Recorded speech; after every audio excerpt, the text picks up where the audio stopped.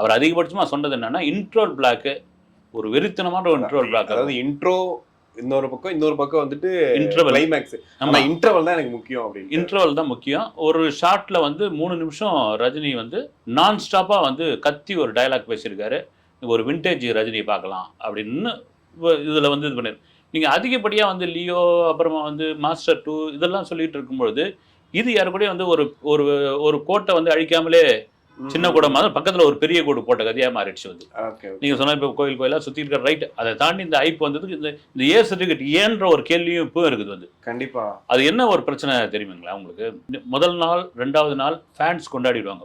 எப்பவுமே family audience எப்போ தெரியுங்களா, இந்த ஃபேன்ஸ் எல்லாம் அடங்கட்டும்பா, அதுக்கப்புறம் பொறுமையா, ஏன்னா போனா வந்து டைலாக் புரியாது, கத்துவாங்க, ஃபேமிலியோடு போகும்போது கிண்டல் பண்ணுவாங்கன்றதுக்காக எப்பவுமே ஃபேமிலி ஆடியன்ஸோட மனநிலை ஒரு 2 நாள் கழிச்சு நம்ம போய்க்கலாம், 3 நாள் கழிச்சு போய்க்கலான்னு. இப்போ இந்த 3 நாள் 2 நாளுக்கு பிறகு தான் ஃபேமிலி ஆடியன்ஸோட இது தெரியும். இப்போ ஏ சர்டிஃபிகேட் வந்து அதுக்கு ஒரு மைனஸ் அப்படின்னு இருந்தாலும், இப்போ இந்த புக்கிங் பார்க்கும்பொழுது எப்போ அது நீ வந்து யூஏ வாங்கியிருந்தா இதை விட வெறித்தனமாக இருந்திருக்குமே, சரி அப்படி என்னதான் படத்தில் பண்ணி வச்சிருக்காரு அதையும் நம்ம பார்க்கணும். ஏன்னா அதை நியாயப்படுத்தியும் பேசுறாரு வந்து அப்படின்ற ஒரு விஷயம் இருக்கு.